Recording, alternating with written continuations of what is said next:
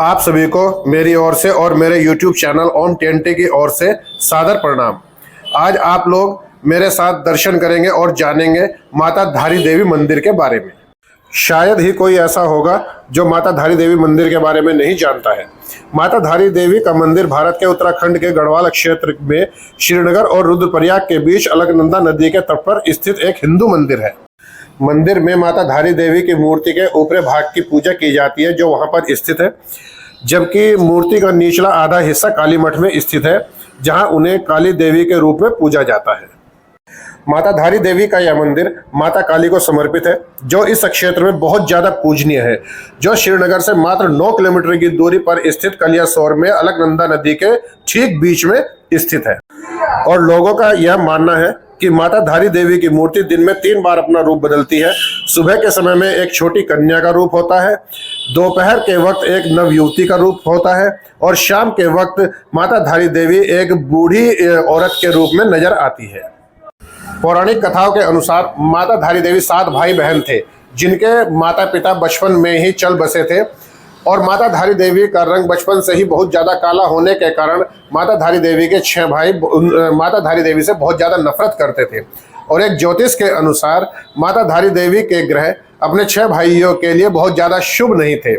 जैसे जैसे माता धारी देवी और उनके भाई बहन बड़े होते गए तो माता धारी देवी से और ज़्यादा नफरत करने लगे। लेकिन माता धारी देवी अपने सभी 6 भाइयों के लिए सेवा भाव से पूर्ण रूप से समर्पित थी, उनकी बहुत सेवा किया करती थी। जैसे जैसे समय बीतता गया माता धारी देवी के 6 भाइयों की शादी हो गई तो एक एक करके माता धारी देवी के 4 भाइयों की मृत्यु हो गई, जिसके पश्चात माता धारी देवी के बचे हुए 2 भाई अपनी मृत्यु को लेकर बहुत ज़्यादा डर गए थे। उन्होंने अपनी पत्नी के साथ मिलकर के माता धारी देवी को मारने की योजना बनाई कि यदि हमने इसे नहीं मारा तो हमारी मृत्यु भी निश्चित है। फिर उन्होंने माता धारी देवी के सर को अलग करके माता धारी देवी के शव को अलकनंदा नदी में बहा दिया। उसके बाद माता धारी देवी का शव 2 हिस्सों में बह गया। माता धारी देवी के शव का नीचे का हिस्सा काली मठ में काली माता के रूप में पूजा जाता है, जबकि माता धारी देवी का मुख अलकनंदा नदी में बहते बहते कलियासोर नामक एक जगह पर पहुंच गया, जहां पर अलकनंदा नदी के किनारे एक धोबी कपड़े धो रहा था। तब उसे एक अलौकिक आवाज सुनाई दी, मुझे बचाओ मुझे बचाओ। तब धोबी ने देखा कि एक स्त्री पानी के अंदर तैरती हुई जा रही है। उसने सोचा कि यह कोई युवती है, इसे बचाया जाए, लेकिन पानी बहुत गहरा होने के कारण धोबी अंदर नहीं जा सका।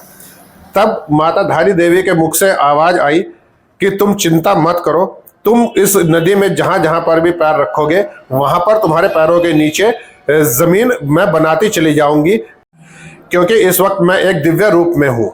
तब धोबी ने हिम्मत करके जैसे ही पांव नदी के अंदर बढ़ाया तो उसने देखा कि उसके पांव के नीचे जमीन बनती चली जा रही है।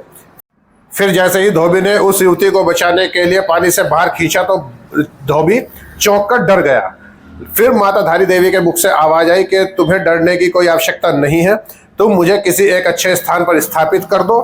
और उसके बाद में फिर उस धोबी ने माता धारी देवी के मुख को स्थापित किया।